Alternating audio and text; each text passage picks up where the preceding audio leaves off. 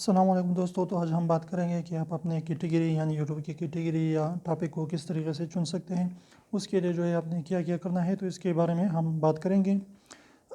سب سے پہلے اگر آپ کیٹیگری منتخب کرنا چاہتے ہیں تو سب سے پہلے جو ہے آپ نے ایک ہی کیٹیگری منتخب کرنی ہے۔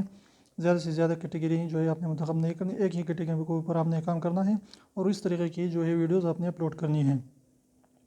اس کے علاوہ جو ہے آپ نے پازیٹیو کام کرنا ہے، پازیٹیو جو ہے پازیٹیوٹی کے ساتھ جو ہے اپنے کام کرنا ہے، نگیٹیوٹی کو نہیں پھیلانا اور اچھی جو ہے ویڈیوز بنانی ہیں۔ اس کے بعد جو ہے آپ نے ہمیشہ جو ہے اپنے کنٹینٹ پر جو ہے فوکس کرنا ہے کہ آپ کس طریقے کی ویڈیو بنا رہے ہیں اور کس طریقے سے جو ہے لوگ اس کو اس کے ذریعے جو ہے فائدہ پہنچا رہے ہیں۔